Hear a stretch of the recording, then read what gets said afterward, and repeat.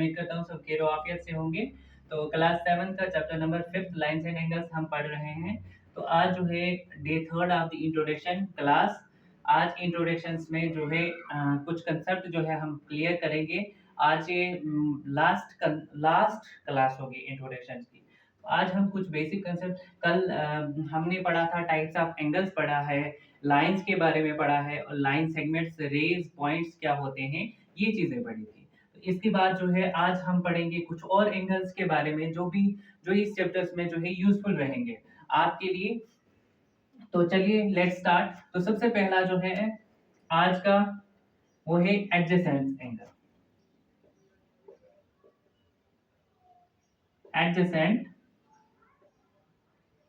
Angles, adjacent angles यानी ये दो एंगल्स होते हैं। एडजेसेंट एंगल्स तब जाके पता चलेगा जब इसकी हमारे पास तीन प्रॉपर्टीज पता हो।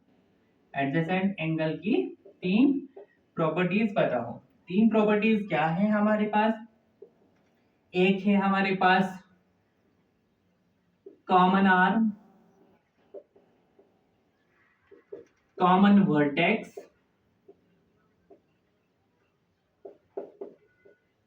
और नेक्स्ट प्रॉपर्टी जो है वो है अनकॉमन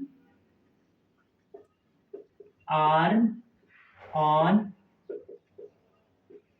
ईदर साइड।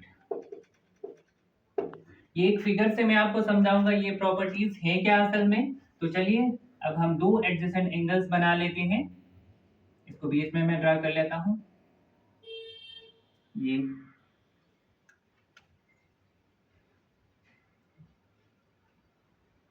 आपको क्लियरली दिखेगा, आप देख सकते हैं।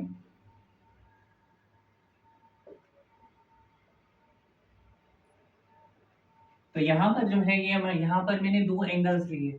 ये दो एडजेसेंट एंगल है, साथ साथ वाले ही एंगल्स हैं एक दूसरे के साथ। अब देखो यहाँ पर मैंने आपको बताया था कि प्रॉपर्टीज इनमें कॉमन आर्म होनी चाहिए। कॉमन आर्म कौन सी दोनों एंगल्स में है? वो है OB। इसमें कॉमन आर्म जो है वो है OB। OB is the common arm. अब कॉमन वर्टेक्स जो है, common vertex as you all know, जिस पहली क्लास में मैंने बताया था, vertex is the corner point of the line segment. Line segment जब आपस में मिलती हैं कॉर्नर पॉइंट पे, इसको कहा जाता है वर्टेक्स। आप देख सकते हैं दोनों एंगल का एक ही वर्टेक्स है हमारे पास। देख सकते हैं आप, O है, O is the common vertex और अनकॉमन आर्म जो है वो है हमारे पास अनकॉमन आर्म। अनकॉमन आर्म जो है वो हमारे पास है, एक तो OA है और दूसरी है OC। ठीक है, समझ आ चुका होगा आपको एडजेसेंट एंगल। अब हम नया नेक्स्ट एंगल जो है वो समझते हैं।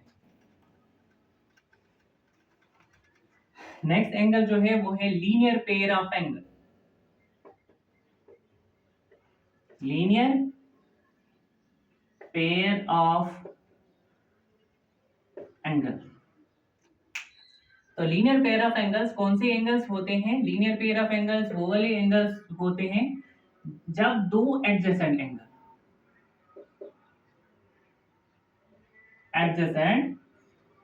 Angle meet in straight line.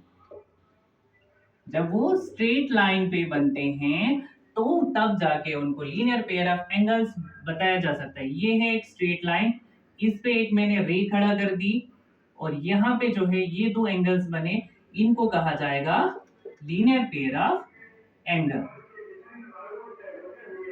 आप देख सकते हैं यहाँ पर एडजेसेंट एंगल्स जो हैं इनको लीनियर पेयर ऑफ एंगल, और लीनियर पेयर ऑफ एंगल जो है वो हमेशा 180 डिग्री के बराबर होते हैं।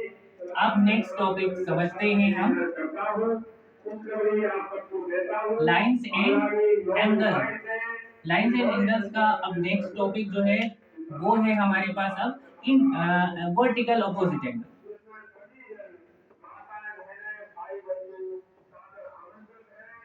Vertical opposite angle. अब वर्टिकल ऑपोजिट एंगल्स क्या होते हैं? वर्टिकल का मतलब होता है उल्टा, उल्टे उल्टे एंगल जितने भी सारे हैं। मैंने आपको एक बात बताई थी, एक इंटरसेक्टिंग लाइन के बारे में बताया था। When A line cut another line, when A line cut another line at one point, एक वन पॉइंट पे कट करती है, the angle, the vertically opposite angle is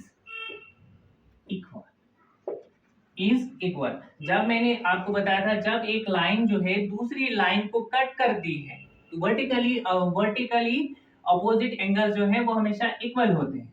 vertically opposite angles जो है, दो लाइन जब एक दूसरे को एक पॉइंट पे कट करती हैं, जो इनमें एंगल्स बनते हैं, तो इनमें एंगल्स बनते हैं, ये इसको मैं नाम रखूंगा एंगल 1, एंगल 3, 4, 5। यहाँ पे जो है एंगल 1 जो होगा वो एंगल 3 के बराबर है, और एंगल 5 जो है वो एंगल 4 के बराबर है। उम्मीद करता हूँ वर्टिकल अपोजिट एंगल्स भी आपको समझ आ गया होगा।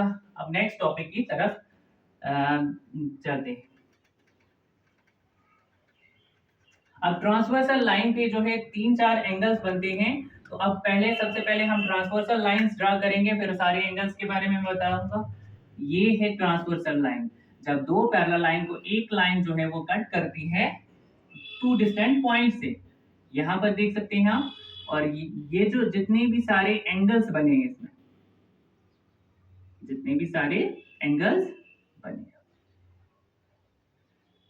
इसका नाम angle 1, angle 2, angle 3, angle 4, angle 5, angle 6, angle 7 और एंगल 8 है हमारे पास। तो अब कुछ एंगल्स के बारे में हमने समझना है। तो सबसे पहला जो है वो है corresponding angle.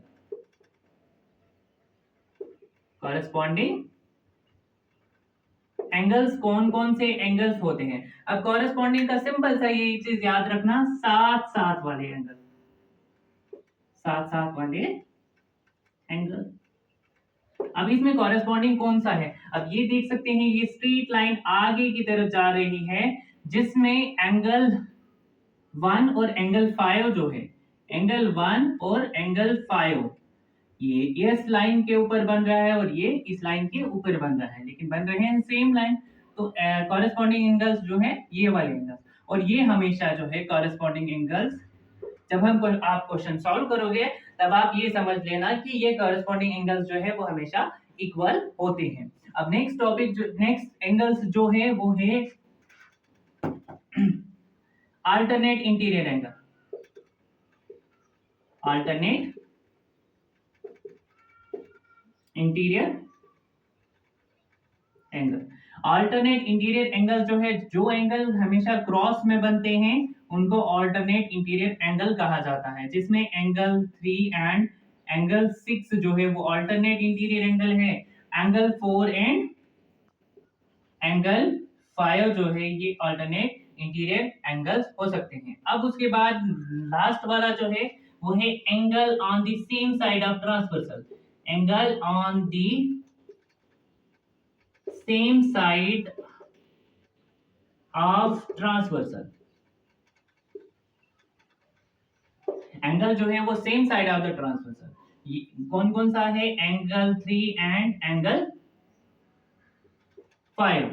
Angle 3 and angle 5 है, एंगल 4 एंड एंगल 6 है हमारे पास, एंगल 6 है। और यहाँ पर एक चीज देख लेना, ये जो होते हैं मैंने आपको बताया कॉरेस्पॉन्डिंग एंगल्स जो है वो इक्वल्स होते हैं, अल्टरनेट इंटीरियर एंगल जो है वो भी इक्वल्स होते हैं, और ये जो angle on the same side of the transversal हैं ये होते हैं सप्लीमेंट्री, यानी 180 डिग्री। मैंने कल आपको कॉम्प्लीमेंट्री एंड सप्लीमेंट्री एंगल्स बताया था। तो ये सारे कंसेप्ट जो है लाइंस एंड एंगल्स के आज कंप्लीट हो चुके हैं।